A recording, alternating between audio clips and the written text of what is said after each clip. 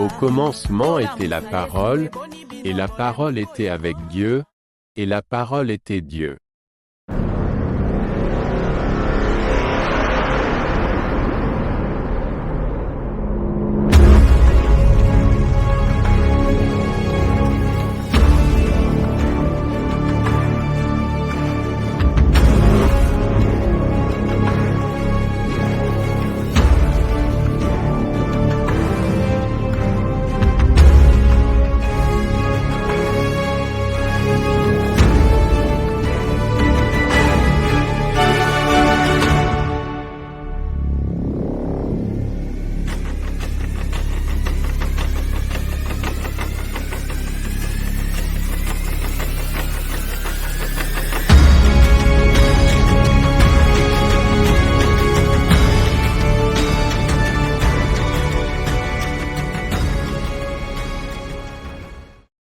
Cela importe d'autant plus que vous savez en quel temps nous sommes, c'est l'heure de vous réveiller enfin du sommeil, car maintenant le salut est plus près de nous que lorsque nous avons cru. Vous connaîtrez la vérité. La vérité vous affranchira. Retour à la parole. Dans la chaîne de notre préféré, il y a des sentinelles. Raisonnant la terre de tout le monde, ils ont toujours porté les mains à la poste comme un bâton. Pour nous courir de côté là. Shalom mon frère, shalom ma soeur, yom toujours libako ya kolanda sentinelle mokola lelo na kati ya émission Retour à la parole. Sentinelle alalaka te.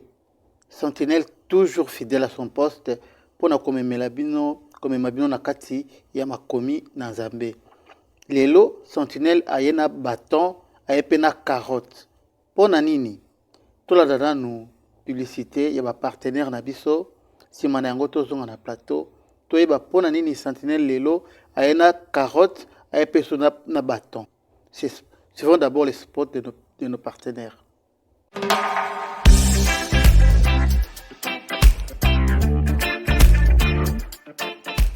Besoin d'installation d'électricité domestique ou commerciale?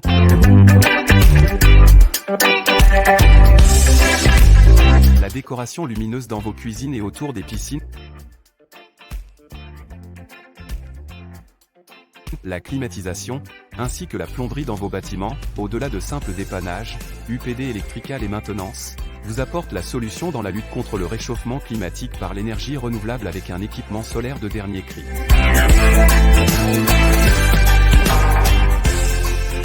Nous contacter au plus 27 73 12 12 96 4.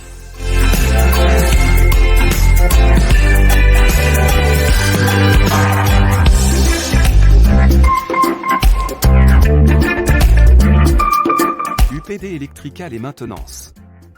Que la lumière soit.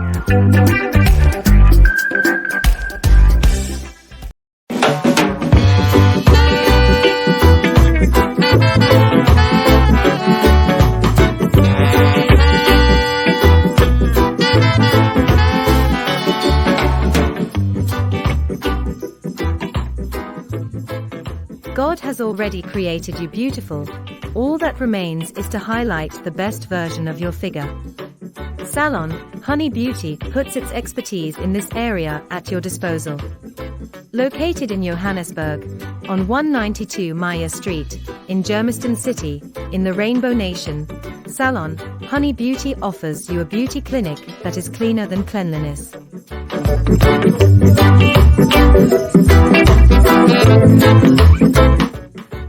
From head to toe, braids, plant, facial treatment, manicure and pedicure, Honey Beauty Salon, truly a complete range of treatments for real darlings. Soap washes, but Honey Beauty Salon makes you clean. Honey Beauty. At La Mama.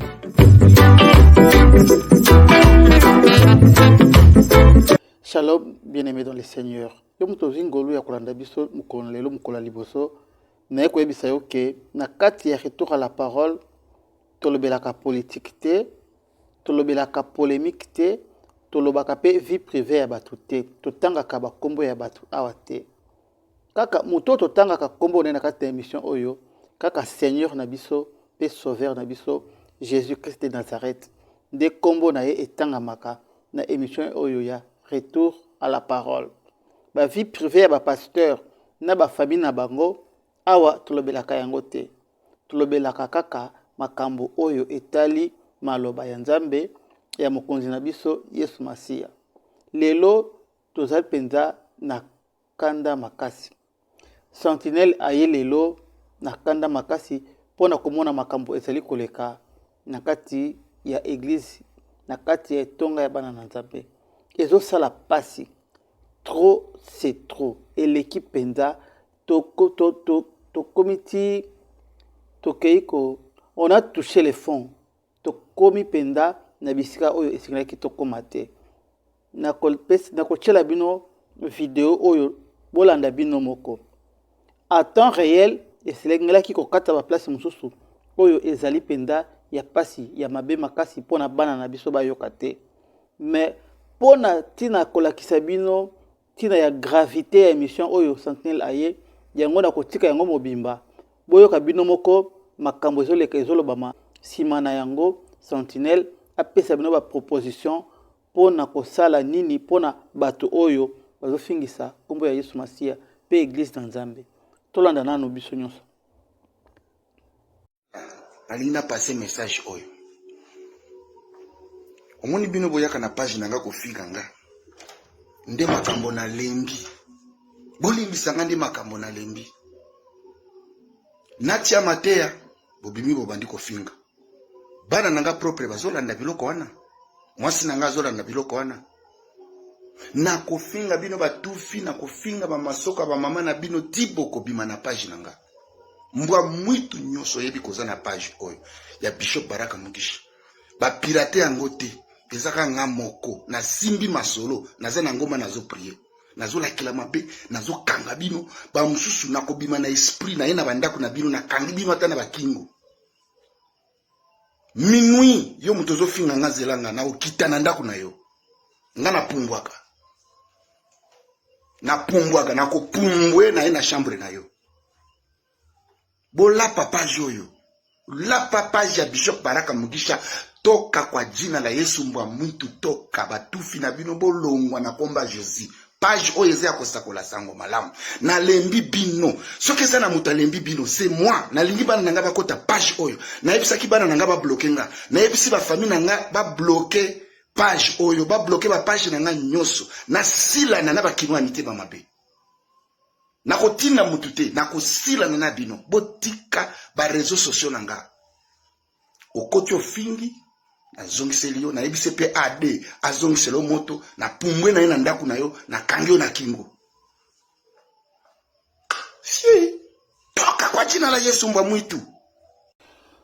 Bien-aimé dans le Seigneur mutu tata oyo mukolo totu kolanda oyo azape na bana na ye azape na basi azape na mwasi na ye na ndako me yoka maloba tata mobimba azoloba na public eloko eza pasi eza ke batata oyo bazobengama bapasteur bangonde esengelaki bateya bana na biso kasi tozomona nini tozokolanda lelo ete batiktokeuse nde bazoteya bapapa oyo bazolanda makambo batiktokeuse basalaka na bareseau sociaux babandi kaka ndenge batiktokeuse babandaka kofingana tina bainsanité suka bakofinir par kokata bilamba ndenge lelo tozomona batiktokeuse bazokata bilamba na ba réseaux sociaux bolanda nga malamu soki totelemi te soki to arrêter hémorragie oyo te soki tofongoli misu te soki to arrêter bato oyo te lobi awa tozokende awa ekokoma ke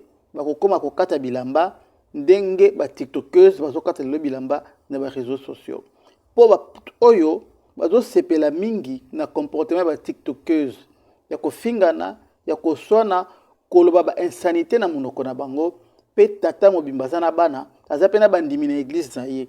Dis-moi un peu mes frères, siko mutabo ya kote ya bandimi nini soki yo moko papa ozana maloba ya ndenge oyo en public encore c'est comme si ba congolais ba bakate ke injure public ezali infraction yango Sentinelle aye komituna lelo qui peut nous arrêter tous ces gens mais tu ko sala komona après ba réflexion tu komona ke ezana muta ko arrêter bato oyo te soki biso te proposer eloko ya malamu te po justice ya Congo toyebi ndenge ezalaka bato oyo baza na mbongo mingi bazali na bamagistrat na bapoche na bango yango babangaka eloko te. Justice ya Congo ezalaka makasi kaka epai ya bato oyo bazangi misolo epai ya bapauvre. Eloko mosusu tolingaki totya motema elingaki ata kozala bastructure na bango ya baeglise oyo ezokamba baeglise ekokaki ata kosunga biso mpona koarrete hémorragie oyo. Malheureusement bango moko bato oyo baza na tete ya bastructure na bango ya baeglise na bango moko baza na kati ya bapolémique na kati ya bainsulte na kati ya makambo oyo. Voilà pourquoi bakoki koarrete bazwai na bango te, bakoki koarrete bapasteur na bango te, bazokontinue na babétise oyo. Kasi lelo na émission oyo Sentinelle aye mpona kosunga biso kopesa une proposition po esika baintellectuel bazali. Intellectuel azali mutu oyo alobaka français makasi te. Intellectuel azali mutu oyo ayaka na proposition kopesa na solution ya makambo oyo ezali na mboka na ye nde mosala ya baintellectuel yango wana. Voilà pourquoi nga na pensaki mpona koarrete hémorragie oyo esengeli koproposer une loi ya kocréer une autorité de l'église congolaise, une haute autorité de l'église congolaise. Des lois Sentinelle azali kobongisa mpona koproposer yango na parlement. Lokola Sentinelle a travaillé na ba député, aza contact na ba député, naza na député moko azali très influent oyo akoporter loi oyo amema yango lokola asala yango projet de loi ya ko créer une haute autorité de l'église congolaise mpona koyeba kotia fin na bozoba oyo toza komona na ba réseaux sociaux et l'équipe enda mingi. Toluka lolenge nini ya kosukisa makambo oyo. Il faut te mettre fin na makambo oyo. Toyoka biso moko maloba ya Nzambe elobi nini mpona bato ya lolenge oyo. De la même bouche sortent la bénédiction et la malédiction. Il ne faut pas, mes frères, qu'il en soit ainsi. 11. La source fait-elle jaillir par la même ouverture l'eau douce et l'eau amère? 12. Un figuier, mes frères, peut-il produire des olives, ou une vigne des figues? De l'eau salée ne peut pas non plus produire de l'eau douce. Jacques, chapitre 3, versets 10 à 12. Parole du Seigneur.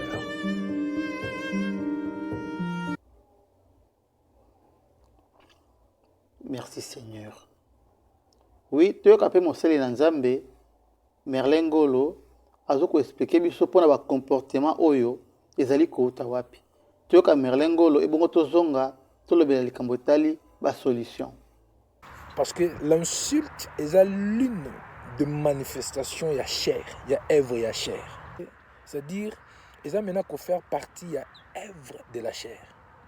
C'est l'une des œuvres que la chair produit. Ce monde. Alors, ce qui est étonnant, c'est que et le chrétien n'a pas pagano. Tout batunion surtout on peut manifester cette œuvre de la chair. C'est-à-dire la chair, azana misala a produit entre autres l'impudicité, la fornication, l'outrage, l'insulte, c'est ça, non? Alors, au moment que pour un païen, c'est, je vais dire, c'est lié à sa nature, parce qu'un païen, la personne qui ne connaît pas Dieu, il est dans le péché. Avant qu'on a nature, il y a péché. Et puis, nature, on a produire, c'est ça le vieil homme, il a produire sans effort les insultes. Au moment que les parents aucun des parents a apprendre à insulter. À moins peut-être les parents le je ne sais pas. Mais l'insulte, ce côté au monde et quand on a le langage, le vocabulaire à battu, automatiquement comme ça, sans effort. Pourquoi? Parce que c'est œuvre de la chair. Donc pour un païen, à cause de sa nature pécheresse, il se manifester automatiquement. Maintenant aussi, pour le chrétien, chose qui est bizarre, ceux qui étaient supposés de marcher dans l'esprit pour ne pas accomplir les œuvres de la chair. Mais tellement on a cessé de marcher dans l'esprit. Alors quand tu cesses de marcher dans l'esprit, ce qui va se passer, tu vas produire automatiquement les œuvres de la chair. Parce que la chair, elle a constitué entité mokobo que tu dois toujours faire combat chaque jour. Et on n'a pas la comprendre le but. Je tiens à si je tue mon corps. Christ a porté sa croix chaque jour. Alors pourquoi? Pour crucifier la chair. Abi nzotonanga na bomakango chaque jour. Je mets ça à mort chaque jour. Alors quand un enfant de Dieu cesse de marcher dans l'esprit, et ce qui va se passer, la chair aura maintenant une expression, une manifestation. Au moment où on manifester la œuvre à chair, entre autres, l'autre bête il y a insulte. Et comme automatiquement, on insulter les gens. Et œuvre à chair est à la rater qui que tu sois. Au cause à la pasteur, au cause à la bishop, au cause à la prophète, au cause à la nani. Mais celui qui a au tiki dans l'esprit, automatiquement tu vas manifester les œuvres de la chair. Donc ici c'était juste pour passer un message pour établir en fait origine il y a une insulte où tu as pu. Et ça non œuvre à chair. Il y a un un pasteur moi comme qu'on finit un autre pasteur. Moi comme on finit un autre pasteur. Comprendre que la personne a coopéré dans la chair. Il y a un pasteur moi comme qu'on finit un autre pasteur. Moi comme on finit un autre pasteur. Comprendre que la personne a coopéré dans la chair. Il y a un pasteur moi comme qu'on finit un autre pasteur. Moi comme on finit un autre pasteur. Comprendre que la personne a coopéré dans la chair. Il y a un pasteur moi comme qu'on finit un autre pasteur. Moi comme on finit un autre pasteur. Comprendre que la personne a coopéré dans la chair. Oui, j'étais en train de dire, photo le solution à Liboso Ezali, qu'on proposait une loi.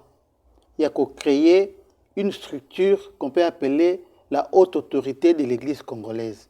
Dans cette structure, on a ekosangisa bambikudi ba église de noirs ba tunyo so bazaka ba autorité spirituelle banganga bambikudi ba prophète ba onyo so ba evraka na spiritualité oyo bazaka même na notoriété na kati ya mboka nde bakozala à la tête ya structure oyo pona koyeba ko réguler en tout cas ba comportement ya ba mercenaires oyo na ba mbongo na bango baza ko se permettre tout na ba réseaux sociaux et en public makambo oyo emekana nu aussi là mais wana ezali solution à long terme poto yebi ndenge nini lenteur administratif ezalaka le temps proposition à loi et comme un projet de loi ti ba ko appliquer yango ba ko mettre en place structure auto za ko proposer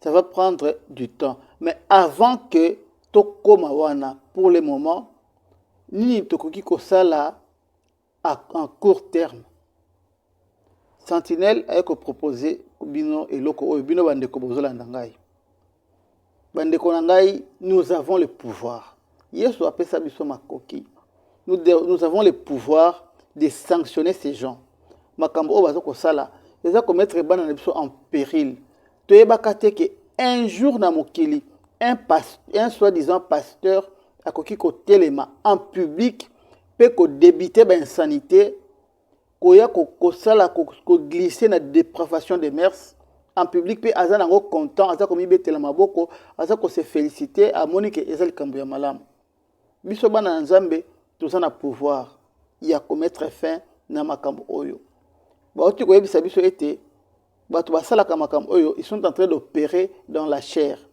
ndeko na ngai soki penda oyoki docteur Merlin Malamu au comprendre que pasteur Nayo est en train d'opérer dans la chair. Comment tu peux rester là à suivre un pasteur qui opère dans la chair? Un pasteur ne peut pas opérer dans la chair. Un pasteur doit opérer en esprit. Ce qui au découvrir que pasteur na yo azak opérer na chair. Pourquoi? Parce que mbongo oyo tout la makambo oyo. Ti ko les canaba réseaux sociaux, ko les canaba télévision, ko futa ba télévision, ko futa ba journaliste, ko futa ba caméraman pona ko sala ba bêtise oyo. Ezali mbongo na yo frère, oyo tchaka dim. Ezali mbongo na yo oyo tchaka ba offrande. Nde baza ko utiliser yango pona ko offrir biso ba spectacle oyo toza kolanda chaque jour. Alors la sentinelle croit que la personne qui doit sanctionner ces gens, c'est toi qui me suis. C'est toi ma soeur, c'est toi mon frère qui doit sanctionner ces gens. Et la manière la plus simple de sanctionner ces gens, c'est ce que nous disons tous les jours. Sortez des boutiques spirituelles. Parce que bino nde bozo ko pesa batu oyo mbongo bozo mvwa misabango, ba mema mbongo wana, baya nango na kati ya ba réseaux sociaux, ba koma ko offrir biso ba spectacle oyo toza kolanda oyo ba spectacle ndeko na ngai. La bonne manière oyo ezali en court terme ya commettre fin na ba théâtre oyo, c'est de sortir de leur boutique spirituelle. Plus vous y allez, plus vous avez besoin de la prophétie à l'occulta, vous poussez bino bobimisaka ba mbongo bo pesa bango et mbongo wana nde yango bazali ko futa ko somba ba méga pona koleka na ba réseaux sociaux chaque jour et commencer à ya ko bebisa bana na biso na ba maloba ya bosoto ya mabe pe ya soni. Je m'excuse pour les kisi publicité ya ndeko oyo na mobimba na yango parce que en temps normal na kokaki kosala yango te pona ko préserver matoyi bana na biso. Ezali pasi soki bana na biso matoyi bana na biso ezoyoka ba insanité ya niveau ya azoleka na télévision na réseaux sociaux pona ko débiter ba insanité. Entre temps azana bana azape na baleki azape na bandeko bana zomituna tango yo ofandi liboso ya TV na yo, tango ofandi liboso ya téléphone na yo, omoni pasteur na yo oya teyaka yo na église azobimisa makambo ya boye ndeko. Comment ndenge nini ezosala ke tu as encore les kilos de rester dans cette église là? Ndenge nini? Parce que nzambe azolakisa yo déjà polele mutu nini yo za kolanda azali lolenge nini. Bandeko na ngai na kozwa bino tamingi te lelo parce que les kamna ye koloba ezali très dur, ezali pasi makasi. Nazo senga na yo directement bisiko fandi kobanga mutu te babenga yo ndumba ya molimo ndima mais bima na kati ya boutique spirituelle oyebi ke mutu zo kambango est en train d'opérer dans la chair, il n'opère pas en esprit. Po musala ya bo pasteur ezali musala ya molimo, musala ya kokamba église ezali musala ya molimo. Mais ce qui au moni mokambi o azo kamba yo, il est en train d'opérer dans la chair. Siko otikali kuna osala isunini. Kofandi kuna po ozwa lisusu nini. Po tokendaka église po na kolesa molimo na biso. Tokendaka église po na kokolisa molimo na biso. Mais tango moni ke muto zo kamba boutique yango azane na makambo molimo te, frère, ma sœur. Ko mela lisusu kuna te. La meilleure façon ya ko sanctionner bato oyo ezali ko pesa bango lisusu mbongo na bino te. Ko kene pesa ko pesa bango présence na bino te. Po yango nde bazo dondola nango, yango nde bazo sela nango ba fier, bazo ba moi j'ai une grande église. Bazo mona ki baza minene, ntako sela bango le côté baza munene parce que botondi na kati ya ba église na bango, nde ezo moni sa bango ki baza munene pe baza malonga. Mon frère, ma sœur, soko za sérieux penza na vie na yo, tala yo moko.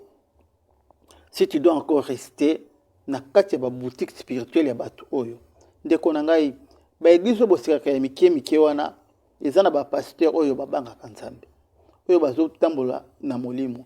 C'est facile à les comprendre. Ezana ngo pasite ko yeba muto tambola na kobanga nzambe. Ezana ngo pasite ko yeba pasteur oyo azo tambola na molimo. Seigneur na biso apesa ki biso nzela ya ko yeba bato oyo. Eza simple. Alobaki boye. Nzete na nzete eyebanaka na mbuma na yango. Ndeko na ngai, nzete ya manga ekoki kobota bitabe ata mokolo moko te. Bitabe ebota makakaka na nzete ya bitabe. Muta kosa yo te ke naza na ngai pasteur mais air moko akanda nde yaka ezaka air moko eza air moko te eza nature na bango ezali nde boye. Botala kaka ndenge banda batondi na ba réseaux sociaux awa makambo nini bazosala. Nzambe a permetaki ke ba réseaux sociaux ezala po bo découvrir bango. mpo bazalaki komi bomba bazosala makambo oyo liboso na nkuku mais sikoyo ekomi polele. Bien aimé, Sentinelle azozonga na mboka mpona koporte proposition ya loi oyo. Yango nazosenga nazoprofite kobeta mbela na bakonzi ya mboka na biso bosunga Sentinelle azonga na mboka po séjour na ye sanitaire na mboka oyo ayaki esili. Convalescence ya Sentinelle esi ekomi na suka. Na beti mbela kosenga na bakonzi ya mboka bosunga Sentinelle azonga na mboka na proposition ya loi oyo tomeka biso nyonso ensemble kotia ordre na église po désordre ekoti makasi. Bozwa likanisi oyo tobongola yango mobeko comme ça na mboka na biso to mettre en place une haute autorité de l'église congolaise oyo ekobanda ko gérer batu oyo nyonso bazali koleka na bitando ike kosala ba bêtise oyo soit disant que ba pasteur tozwa penza makambo oyo au sérieux kaka ndenge tolobaka na mboka na biso ya Congo. Mama Denise talela biso likambo oyo totandi liboko na biso epa na yo kosenga ete bosunga biso makambo oyo tozoloba oyo esuka kaka na maloba te mais ekende na pratique. Il faut tosala eloko moko mpona komettre fin na makambo oyo. Tomoni déjà que justice ya mboka ekoki te. Ba structure ya ba communauté na bango basalaka ezosala pe eloko te po bakambi ya ba structure wana baza bango moko na kati ya ba polémique oyo. Proposition à Sentinelle ezali ke te mettre en place une haute autorité de l'église congolaise oyo kozala na kati na yango na ba mbikodi na ba église des noirs na ba prophète na ba évangélique na ba marabout batu nyonso kaka oyo bazoko œuvrer na kati ya spiritualité bazala na kati ya eloko wana pour que mutu a échappé bango azala te. Na ngolu ya Nzambe Sentinelle azali déjà ko préparer proposition de loi oyo akopesa epai ya député moko akomema yango kokomisa yango projet de loi kokende ko présenter yango na parlement kino ba voter yango po totia ordre na kati ya église na biso. Soki tofandi kaka totala makambo ndenge ezokende boye bokopesa nga raison. Lelo bomoni ke soi-disant ba pasteur balandi ba tiktokeuse lokola bango balingi kolanda makambo ba tiktokeuse. Soki tosali attention te lobi ba okata pe bilamba na ba réseaux sociaux ndenge ba tiktokeuse bazokata bilamba lelo na ba réseaux sociaux. Avant que tokoma wana bandeko tozwa solution wana esalaki maloba ya Sentinelle. Nzambe apambola bino.